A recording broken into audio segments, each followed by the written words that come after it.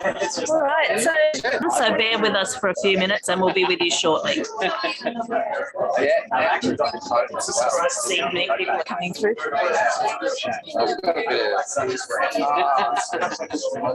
See, everyone just thinks he's a guy who knows his bit rather than he's a guy who's actually worked in some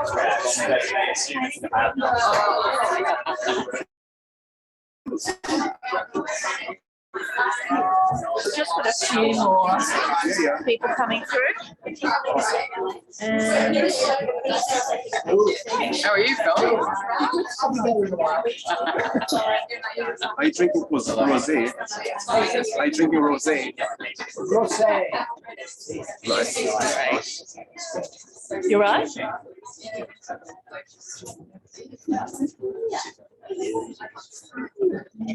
Okay. All right, we might kick off on the last.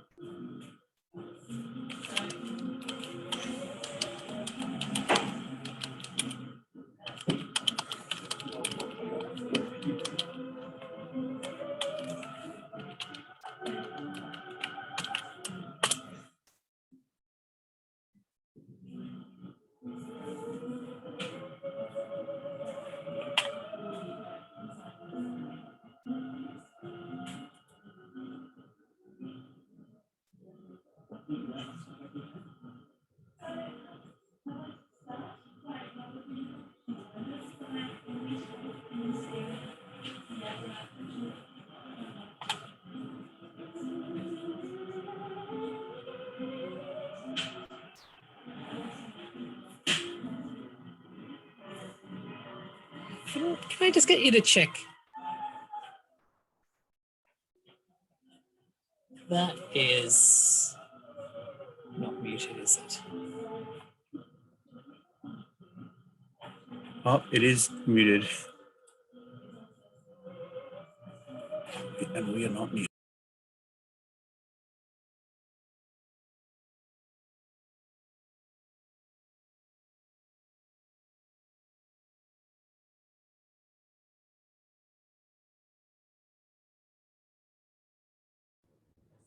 Cool. So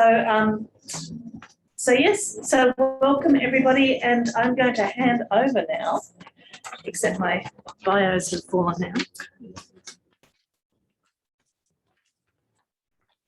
I'm going to hand the reins over to Matt McDonald.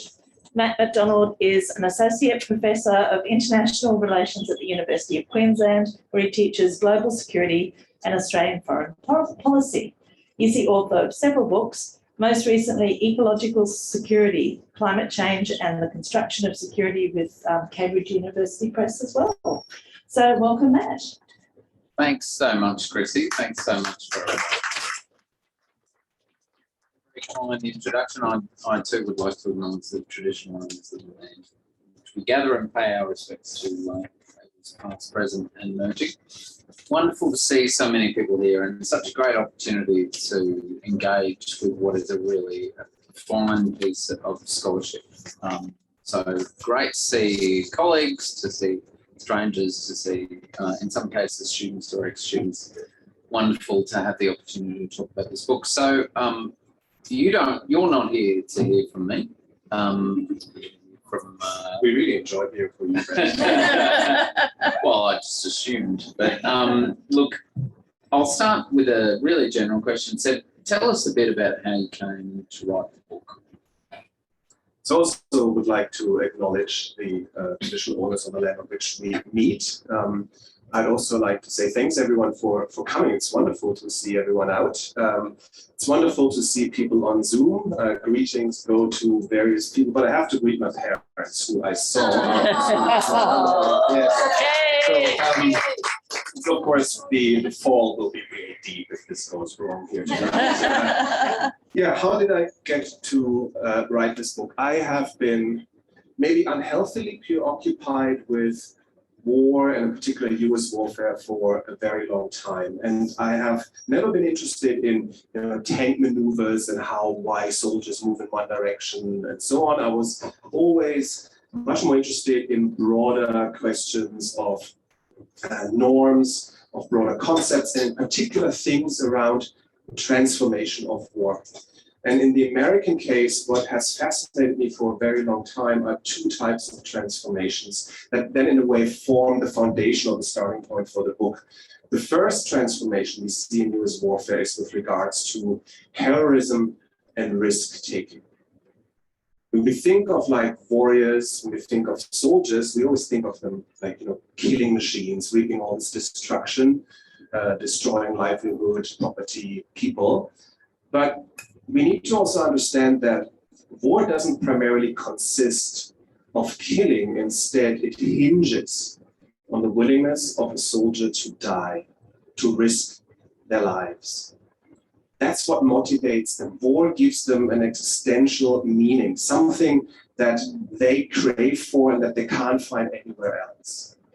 And that has motivated societies, humans, to actually be willing to sacrifice their lives in this horrific thing called war for a very long time, be this for religion, be this for the nation, be this against communism, be this against fascism, and so on. And it's not different in the United States, but what is very interesting here is that in a way the United States has lost the willingness to see its own soldiers die in war. And that change came about as a result of the Vietnam War. Prior to Vietnam, in the early months of the Vietnam War, the United States was a society that was very okay with seeing large numbers of its own soldiers get killed in conflict. In Vietnam, that became the big issue, body bags. And it's perhaps not, and so the United States since then has actually become quite post-heroic, or what I call casualty-averse. And it's perhaps not surprising that one of the most popular books that was read by US soldiers in Vietnam was Joseph Heller's Catch-22, where of course the protagonist is not someone who becomes a hero because he sacrifices himself on the battlefield. No, he becomes a hero because he does everything in his power to avoid getting dragged into battle. He is the hero because he survives. And that has become the casualty-averse post-heroic style of US warfare. That they take a while to bring about. We see the first manifestation of that from in the first Gulf War in 1991, where the United States manages in the speech, and I should cite the victory speech by General Norman Storman Schwarzkopf, who after the war, he was in charge of the US forces. He said in that speech, "My fellow Americans, we had around 600,000 American troops based in the Gulf for around half a year. Once the war ended, 382 of them had died." I should add myself, by the way, that more than 2/3 of those were not killed by Iraqi forces, but by accidents, as well as by friendly fire. But then Schwarzkopf said, had these 600,000 US soldiers remained back home in the United States, statistically, more of them would have died due to car accidents, to earthquakes, to violence.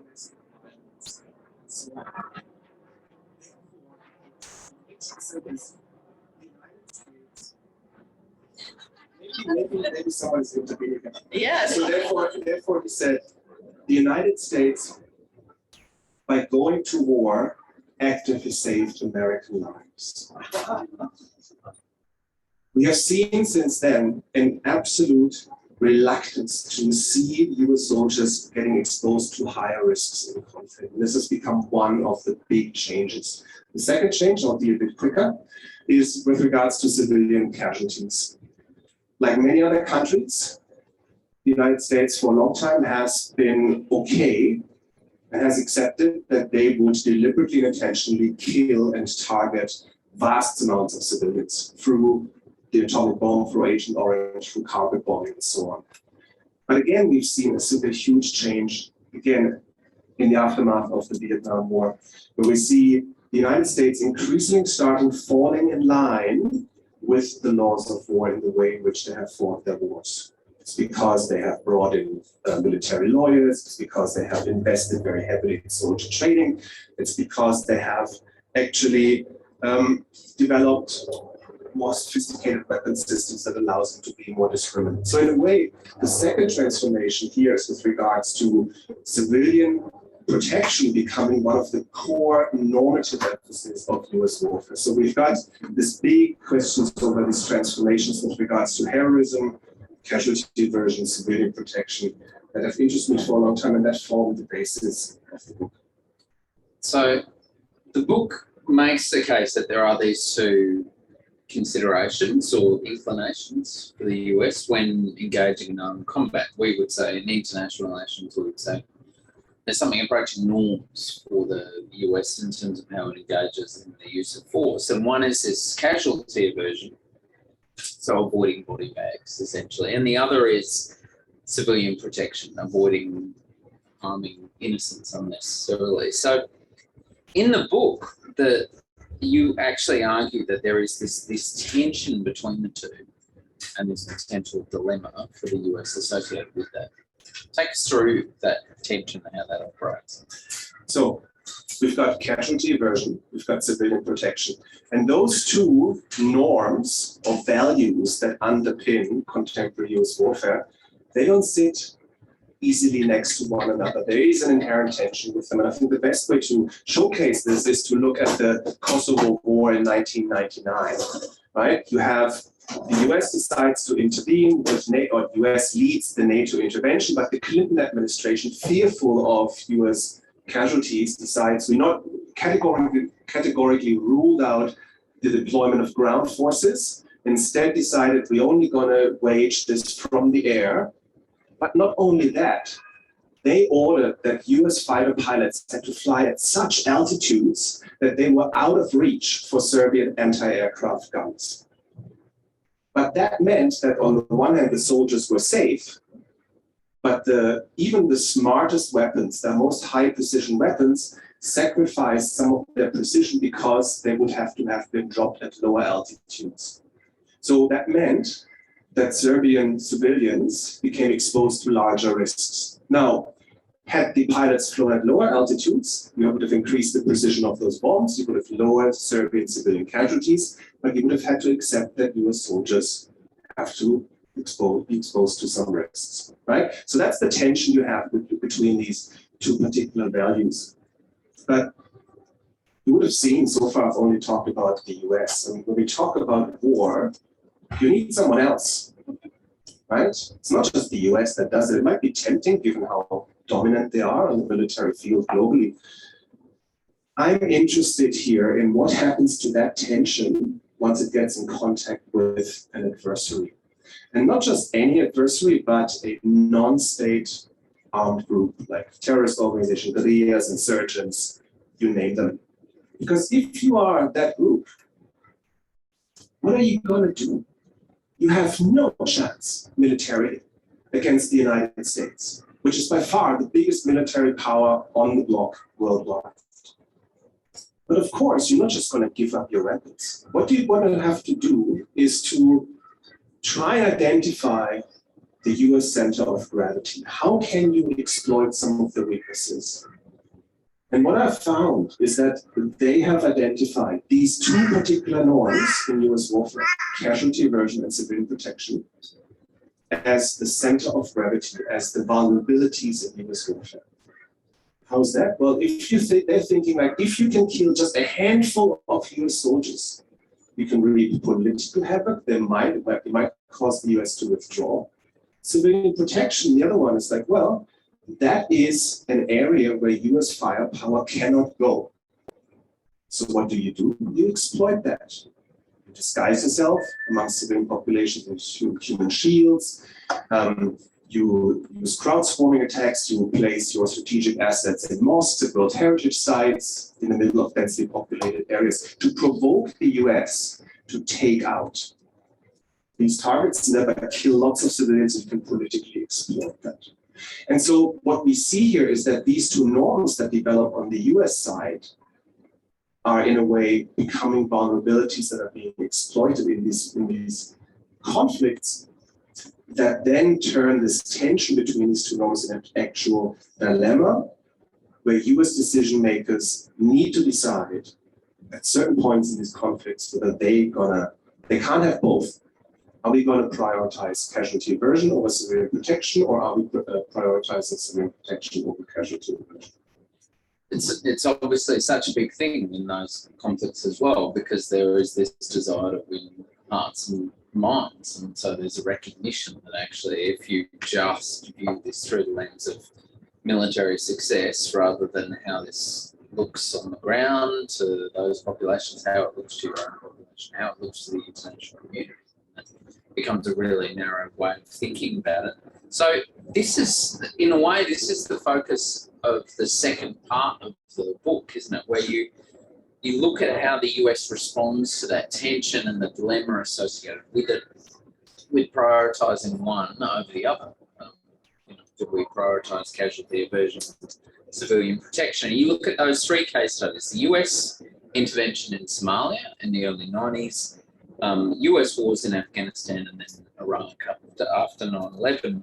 And you show that actually US decision makers end up prioritising the lives of US soldiers over the lives of innocent Somali, Afghan, Iraqi civilians. Is that right in terms of how you prioritise it? And what are the implications of that if that's accurate?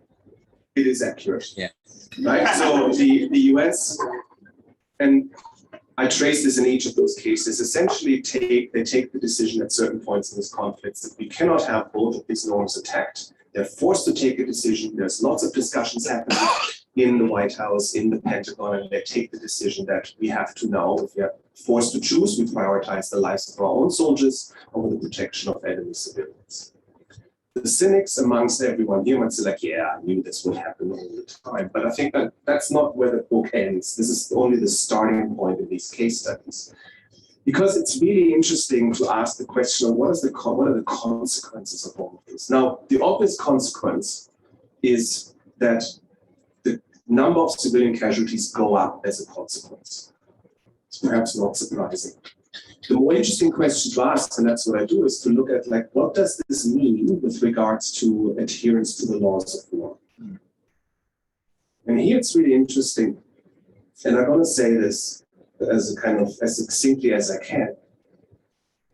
Even though the United States did not, across the board, violate the laws of war, when they decide to prioritize the lives of their own soldiers over enemy civilians, nevertheless, there are particular things that I want to emphasize.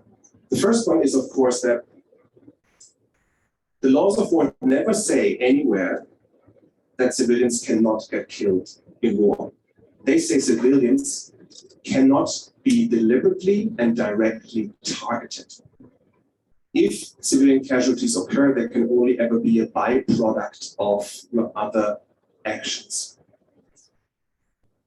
There is also some qualifications here where you cannot justify that civilians become the unintended indirect victims by using disproportionate use of force. Like if there was in Brisbane here, like a terrorist cell somewhere in West End of like 3 people, and you decide to drop an atomic bomb on West End, that would be very clear to everyone to be disproportionate. Even if you had intended to directly and deliberately target that terrorist cell.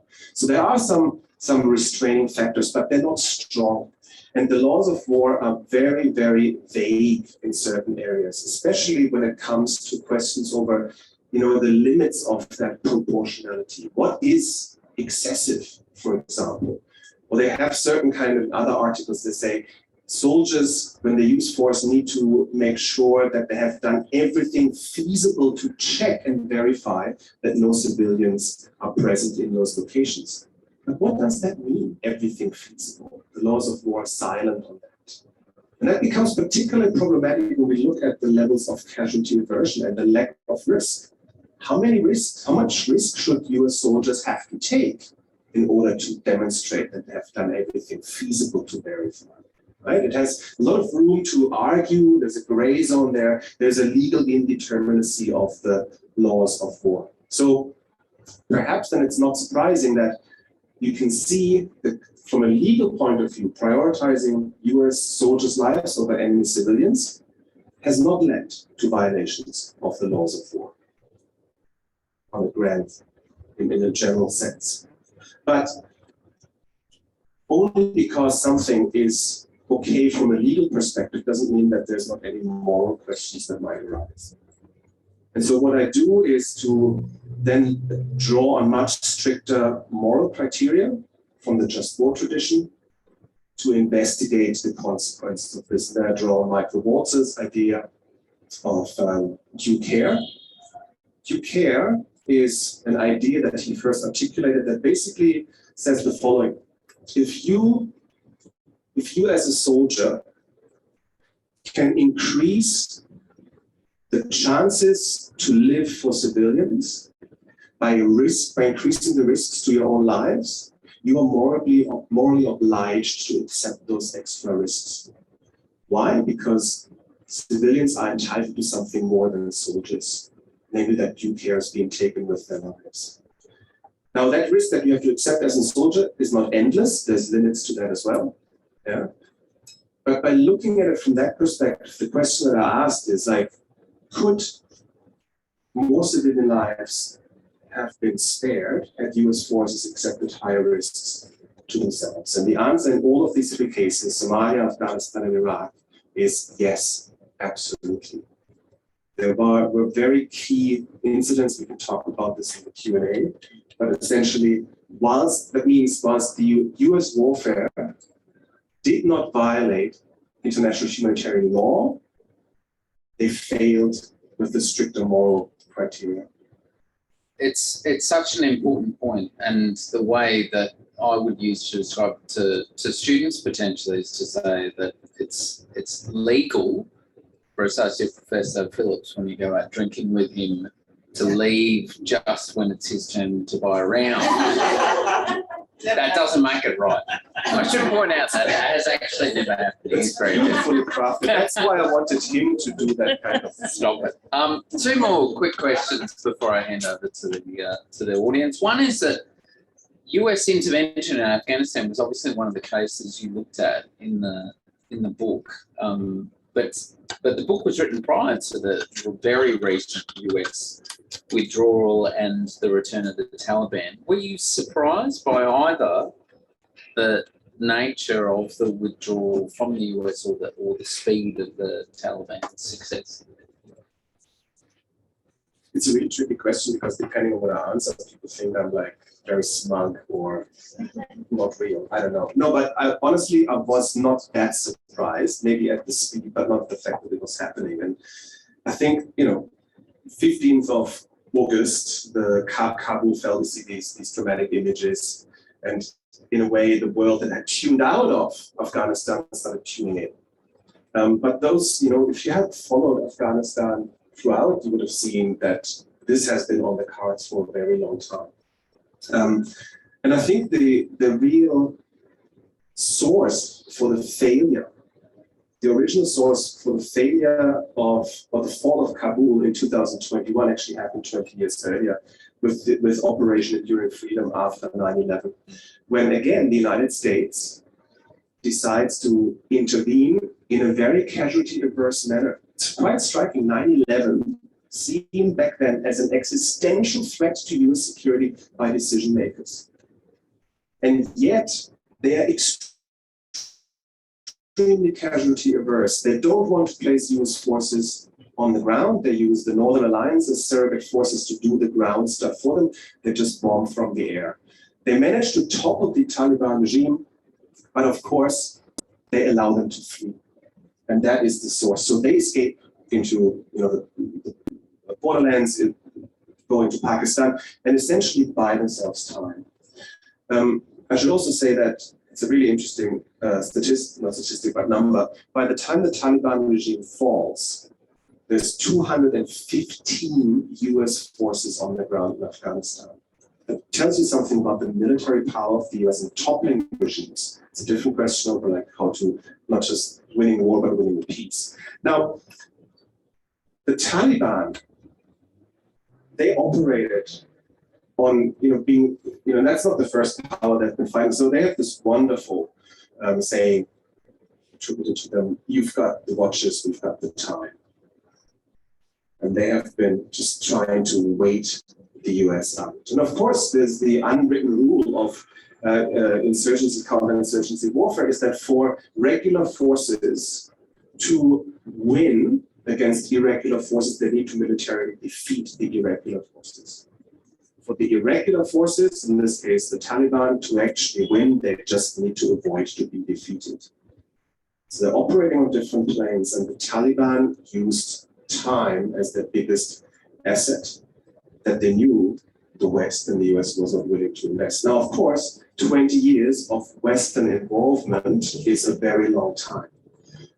The troops, material, costs. I mean, the US alone spends $83 billion US dollars with a B just to build up the Afghani security forces and army. That in the end, when push comes to shove, was seen as not being able to stand on its own in the absence of the big brother, the US, who would have bailed them out all along. Then you have, so like there were other factors. Obviously, you have an incompetent, corrupt, ethnocentric regime in Kabul that never manages to gain the trust of all of the Afghans. The military apparatus is equally corrupt. Soldiers haven't been paid salaries, haven't been provided weapons and food for a very long time. Were easily assuaged by the Taliban's general amnesty that was expressed. If they just didn't fight, they would be spared. And of course, there was also a very botched, not coherent, and ever-changing Western approach, US approach towards what to do in Afghanistan. It was never clear. It jumped from different kinds of presidents. But even with, like the US essentially withdraws in like April, May 2002. They go to Iraq. They take the eye off Afghanistan. NATO takes over. NATO is out of its steps. Then the Taliban will start resurfacing. The US gets dragged back in particular under Obama, who tries to basically force them into a deal.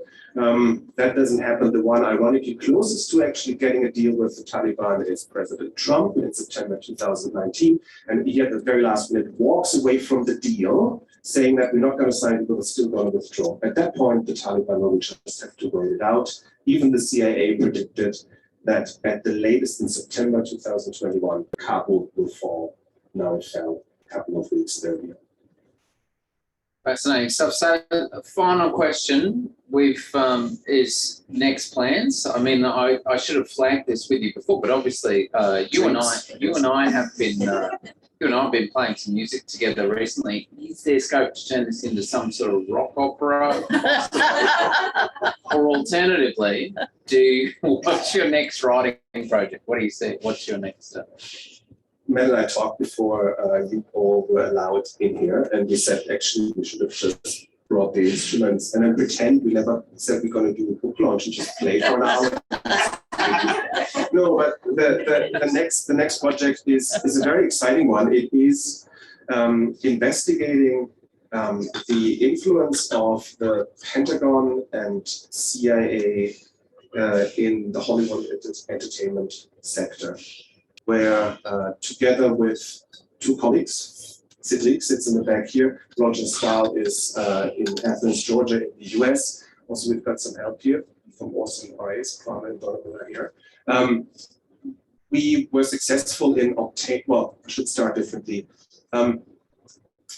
For nearly 100 years, the Pentagon has held a so-called entertainment liaison office in downtown Los Angeles, where you as a filmmaker can go, if you want to film on an aircraft carrier, you want to use soldiers as props, you want to use military assets, you can say, hey, I want to do this. Can you help us? And they say, yes, sure. Give us your entire script. We're going to vet through it. And we're going to decide whether we want to support you or not. And quite often they say no. Quite often they say yes. Quite often they say yes. But you will see on page 18, that dialogue, we don't like that. You need to change other things. So they kind of, the producers trade their creativity and their artistic endeavors for the Pentagon's right to go in and change the scripts. Now that's been going on for the Pentagon for nearly 100 years. CIA opened its own office in 1996. That's not secret, but it's never been transparent. And the literature that exists, the serious literature, not the conspiracy idiots, but the serious literature, has always pointed to 120, 130 movies, the Top Guns, the Black Hawk Downs, where we had evidence of that collaboration happening. But we have been successful in obtaining, through Freedom of Information access requests, these internal documents from these offices, the CIA and Pentagon Entertainment Liaison Office in Los Angeles. And so we are sitting on, Citi would know it better, something like 27,000 documents or something like that, of internal communication, where you can now for the first time really do the analysis of what it is that, how massive that involvement has been, what it is they don't like, what they write out. So that's in a sense what's happening now. Wonderful. Well, thanks so much for that, Seb.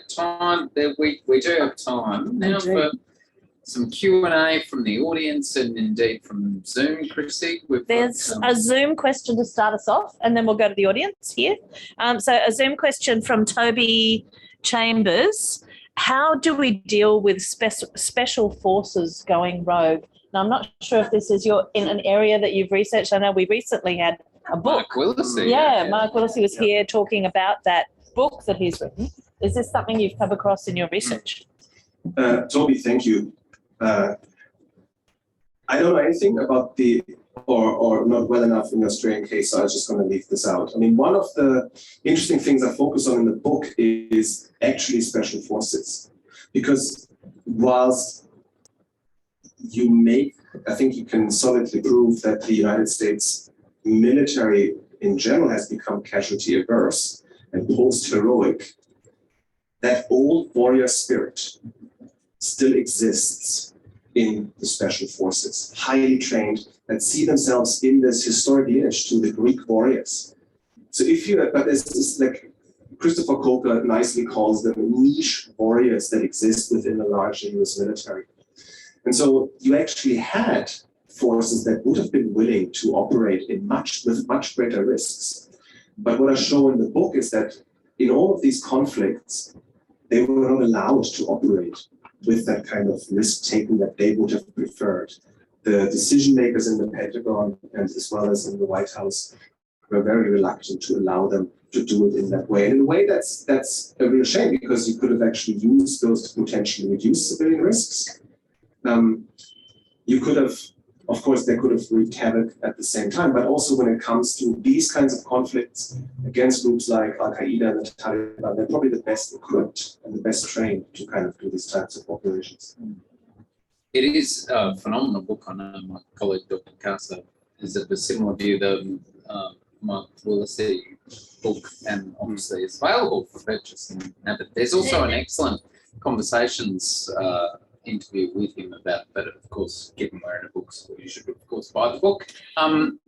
Any questions from the audience? I wanted to ask, with the new investigation into the CIA and Pentagon involvement in Hollywood, are you going to look at the cultural and ideological implications of that in terms of forming views through cinema? That is one potential avenue. We are literally in the midst of coming to grips of what is in that archive. It's gigantic, and having someone like Citi on board is awesome, because I always said that he does magic, because he can code and he can make machines read stuff, right? And what machines can't read, we've got one of the people like Juan and Donald and a couple of others who help out. So we don't really know yet what it's going to reveal. But of course, one of the fascinating things is, people might say like, well, it's the US, it's Hollywood, but Hollywood dominates the global market, and the kind of,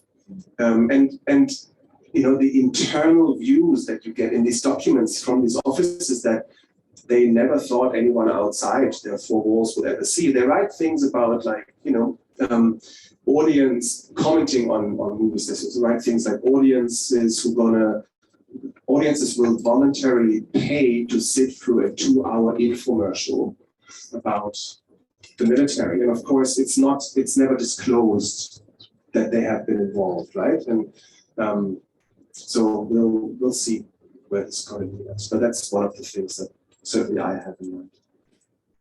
Conrad, did you? Yeah, I just wanted to ask how big the impact of drone warfare has been on this tension between, say, soldiers and civilians. That's in a way the epitome of the trajectory from being heroic to becoming post-heroic, right? If you cannot stomach the sight of your own soldiers' blood, if you want to avoid body bags at all costs, then of course you want to try to take the soldier out altogether. And that's what's been driving drone warfare from the beginning. Yeah, like that kind of goal. And of course, that's the biggest growth area that we have seen. It's also a highly problematic one, because once you take the soldier out, you might be willing to undergo types of operations you otherwise would not do, because no human being would be killed. So we have seen them go and take on actions that they would have not dared to do before. And as we know, like a lot of the killing has happened. But the question is, why has this killing happened? But Afghanistan is the most prominent example, of course, because that's where they've used it, and Pakistan. Some of the biggest issues is that the targets that they go after are quite often not verified, right? Or they rely on allied forces on the ground, either as like the Northern Alliance early on, but not understanding that these guys were, as some US Marines I interviewed were saying, they ain't exactly choir boys either. I mean, they were using this to settle old scores, right? So, but again, why do they have to rely on these kinds of people? Is because they're unwilling to place their own soldiers on the ground. Why they're unwilling to do it? Because they're casualty averse. So we have definitely one more question here from Associate Professor Marianne Hansen before we check in online. Marianne. It's just a follow-up on the drone question. Yeah. In fact, the accuracy rate, that is getting the victim or the target that they're supposed to kill, which is very low. I saw one on Human Rights Watch report which said that 3% of the strikes were actually successful in killing the intended target. So what seems to happen here is that, yes, it's a strategy and it is averting soldier deaths, but it's actually not achieving its objective.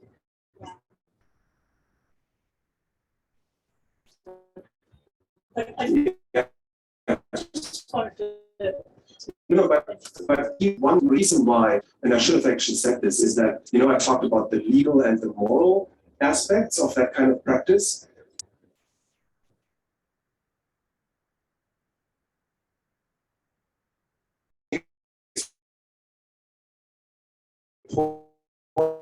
Is that one more element is the strategic goals and the point I'm making in the book. This has, even though, so clearly complying with the laws of war, quite often to the letter, is clearly not sufficient for a democracy like the US to actually prevail in these kinds of conflicts. In all these conflicts, what we see is they lose their hearts and minds. The population eventually turns against them because of the number of civilian casualties. And so As a consequence, that means if the US wants to prevail in future conflicts of that type, they need to accept much stricter standards with regards to civilian protection. So we have a few more questions from the audience, but shall we take one from our wonderful colleagues online? Yeah, so this one is from Dr. Ezra Bulut Aymat, who says, how does gender feed into both casualty aversion and civilian protection, and the balancing trade-offs dilemmas you've explored? So gender. Ezra, hi. Ezra, I should say, is a very old friend of mine who's sitting in Paris, and it's nice to kind of reconnect in this way. And I have no... How old? Like very old? She's not, we're the same age. Oh, that's right. very old. Sorry, Ezra, That's for any right. offence that you were called. Yeah. No, that's all right. And of course, as I hope I get this right, former Oxford undergrad, this is a smash bang very good question that I'm not really sure how to answer. So I didn't look into gender at all, to be quite frank. There is a gender aspect to not just US warfare, but also because not only have women entered military forces much more strongly. There's been a very, very deep recruitment effort, which of course has raised all sorts of debates over, can you allow female soldiers a kind of frontline combat role? What if they get captured? Like they might be more vulnerable. There's these kinds of debates going on within the military in and of itself. But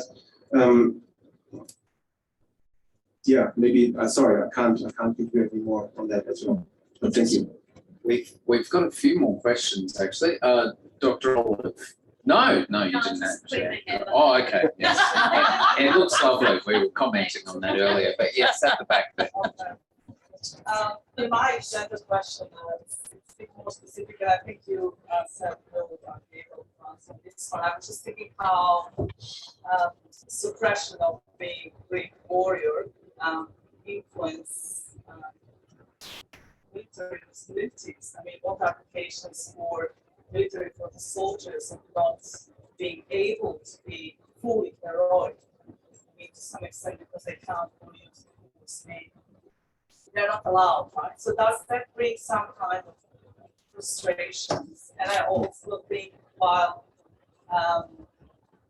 losing the hearts and minds from friends sort of side, they also lose this heroics that, for example, you mentioned Kosovo and NATO bombing, and I was there during that campaign in Serbia and demonstrating with other people on the bridges, and pretending to be very brave, not seeing the enemy, right? And only then come down and fight as a man, right?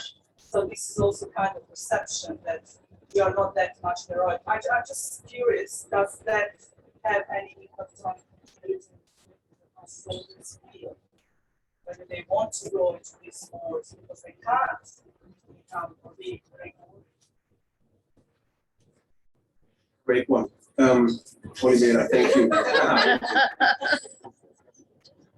When we talk about warriors, it's the ancient Greek conception, right? That serves the kind of template. A lot of them, of course, there we I think nearly exclusively would speak of like male warriors and the masculinity that we associate with them. And what you, of course, get these days is that soldiers sometimes find that they are perhaps not allowed to live with their full masculinity intact because they are constrained by the broader system within which they actually have to operate, right? But of course, soldiers have always had to do it. Warriors in the end didn't. Warriors were much more free agents. They fought these wars for their very own reasons. And so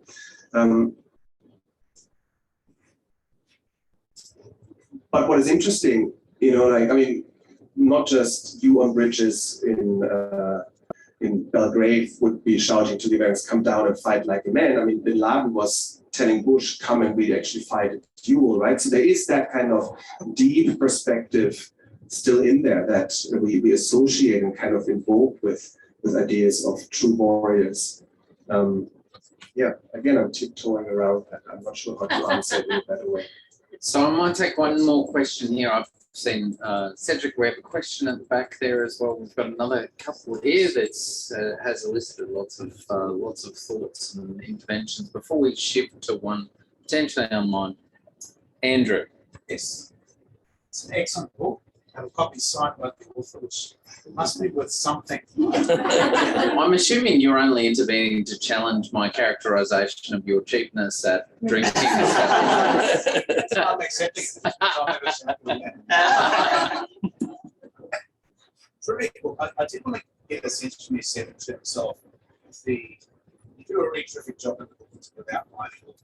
Here are some of the pathologies of the United States and some of the vulnerabilities that there leaves them open to during the exploitation of adversaries.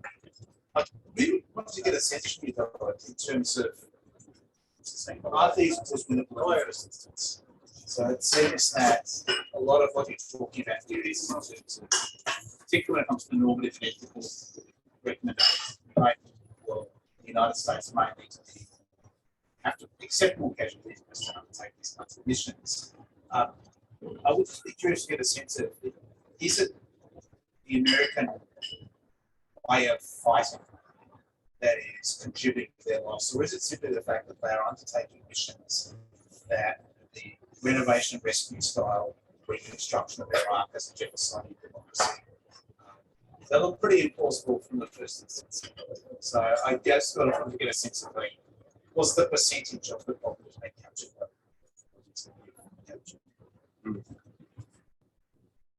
The pathologies I'm capturing in the book, I think, help explain why in none of these three particular conflicts the Americans achieve their military objectives.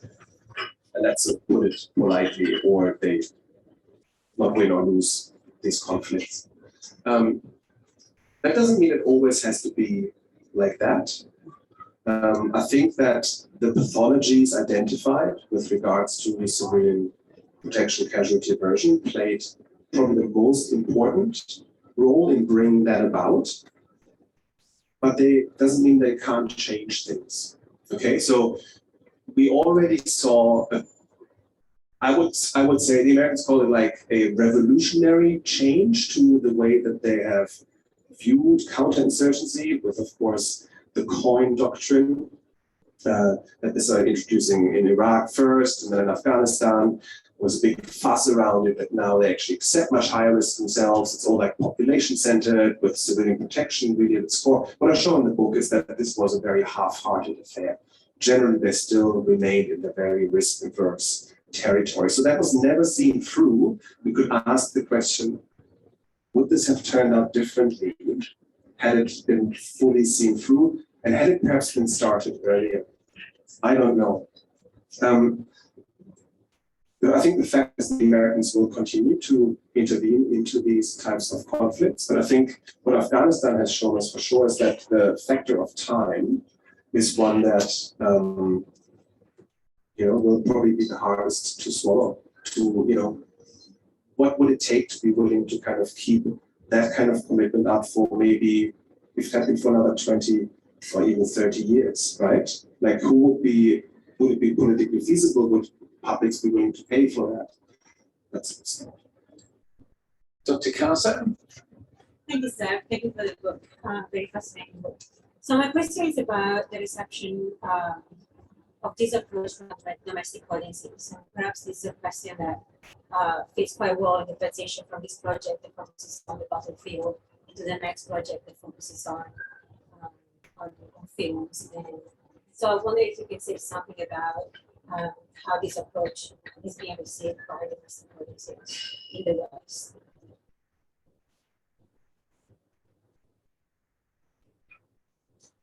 I think generally it's been received well. I think it speaks to people who are interested in these kind of ethics of the use of force questions, people who are interested in military studies in IR. The one thing I tend to get a lot is that people tend to take issue with the very sentence that the United States way of war has started increasingly falling in line with the laws of war. That's where usually half the people in the audience are like, nah. So you have to read the book, because I go at pains to show that And this buy the book, is not just from the library. no, but it's like this was the kind of make or break for a very important pillar of the argument. So I really went through at pains to demonstrate that when we look at it from a historical perspective, there's a sea change of these types of practices. It's not perfect, right? But I think it would be wrong to actually deny that. So that's sort of the response I tend to get a lot. Yeah. We did have a question at the back there, yes. Yeah, sorry. Do you have any thoughts on the American ones, the outsourcing of warfare, the subcontractors of private military forces? Do you have any thoughts on that? Yeah, look, I mean, this is one of the other interesting developments. I should say as a caveat, a book is always only about something, not everything. And at an earlier version of this, there was this element in there, because I see, I mean, for people to get a sense, there have been, at certain points in the war in Iraq after 2003, there have been more US citizens as private military and security actors than US military forces on the ground in Iraq. And when we talk about casualty figures, the US doesn't count those citizens as PMSCs, private military security companies, they only count their own militaries. And there's and so it's a very, I read the rise of the PMSCs as one effect of you outsource the risks to other actors, right? And let them do that. Yeah, so it's a very convenient way. But I mean, that's in a way also just another form of surrogate forces, right? I mean, you had in the Kosovo War, the kind of reliance of the KLA, right? You had in Afghanistan the reliance on the Northern Alliance, right? So like the ground forces could come for where you could find them, as long as it prevents you from having to put your own forces on the ground. So I know we will come to you, Cedric. I just want to pivot to an online question first. It's a question from, I don't know if it's Cian O'Driscoll or Kian. Cian O'Driscoll. Great book, great talk. Firstly, can we hear more about your plans for a rock opera? But also, I'm interested to hear your reflections on how your work has shifted, if that's how you think of it, from moral or normative concerns to issues relating to image management, PR, and how you see a relationship between those two things. It is acutely disappointing you didn't do that in the lovely Irish accent that we associate with our colleague Cian O'Driscoll at ANU, but yeah, and also not doing it in person, because Cian is a very good friend with our PhDs together. He's now in Canberra, and they had wanted him and Maria to actually come up here for an extended weekend, but of course, the border being what it is, so it's nice you guys. He's doing this. I'm just being. Yeah. So I think there's an interesting connection here, and because winning hearts and minds lies, I think, within both these fields, right? These kinds of conflicts that we've seen in Somalia, Afghanistan, and Iraq, similar ones are going to come, essentially going to be won by the actor that can actually win hearts and minds. And of course, the involvement in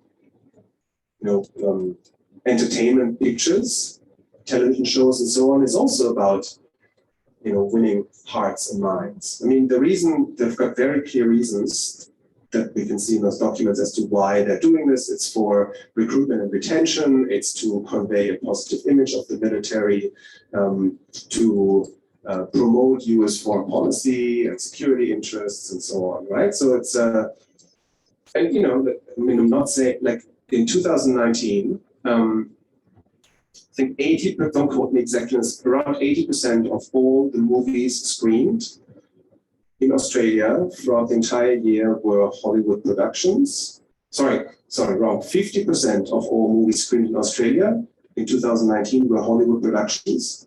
who made up 80% of the box office revenue in all of Australia.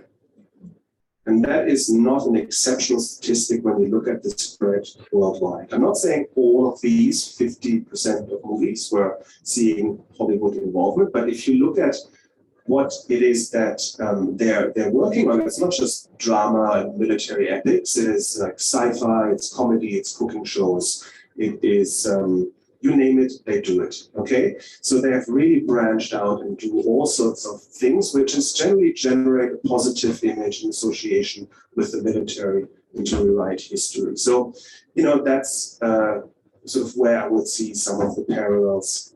Mind you, key and that this comes at a very early stage. That's a big project. Cedric. Don't ask me anything about coding. A question about the underutilization of food. How that relates to norms and expectations.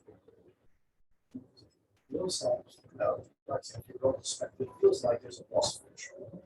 Then again, also gain and better journalism, life coverage of the onset of also citizen journalism.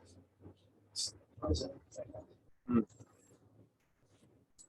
So another hobby horse of mine is to look at, look more broadly at information technology, media, and conflict. And so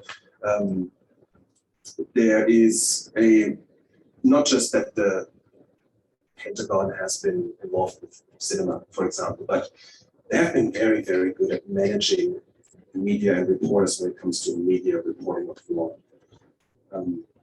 We had the pool system before, we had the embedded journalism program, and there's like some wonderful studies on like the effects of that and their ability to shape a large amount of how we have seen American wars that have been copied by lots of other countries, from Germany to Australia to France and others. But of course, now that the media landscape has changed so much, it's not just about what CNN and BBC and ABC are showing, right? It's like what the average Joe or Jane can show on their phone, right? So like the ability to control all the images is no longer there, right? You still can control the ones that really still matter most. If you look at people who watch television versus people who follow people on Twitter or Instagram, it's like still a big discrepancy. But of course, it had caused all sorts of problems. And what you see is they have tried to change their PR strategies quite a bit, right? Try to dominate the image that you promote so that this is the first one to speak and not be on the back foot and having to respond to that sort of stuff. So we probably have time for one more question. There was one over in this direction. Yes. I was just going to ask what your prediction is moving into the future considering the hypervigilance of the year. Do you think militaries will double down on to maintain their people, or will there be a shift towards protecting civilians because of how much media attention there is?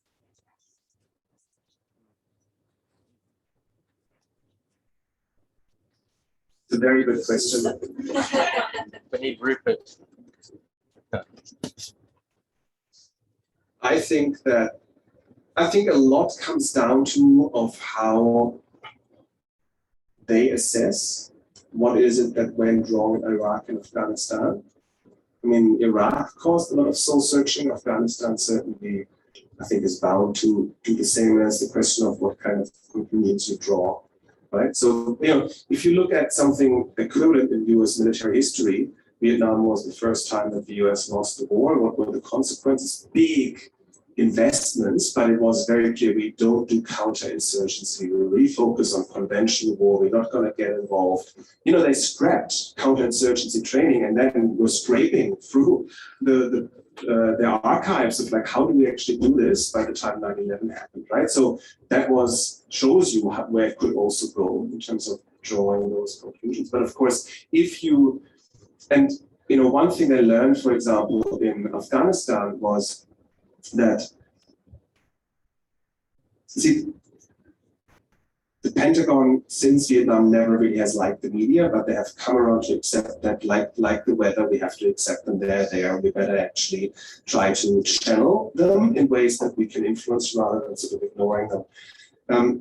But then you had something in Afghanistan after 9/11 that was actually quite useful at first, namely that, this was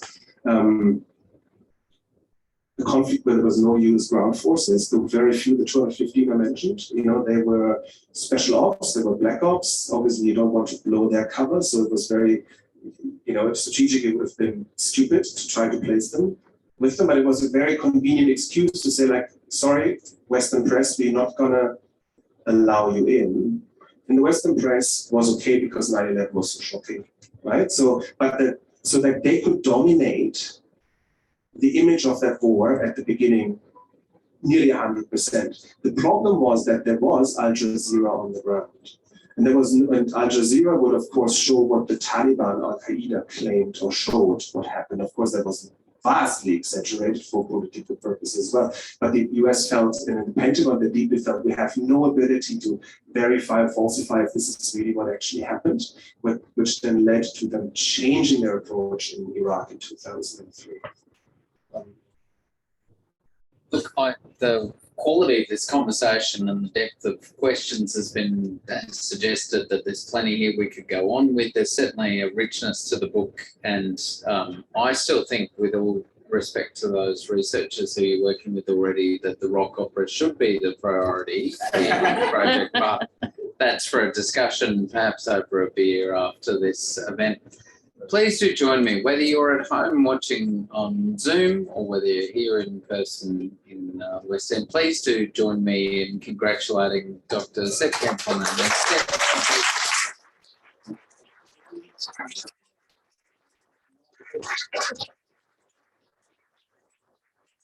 Fabulous conversation. Thanks for doing such a great job.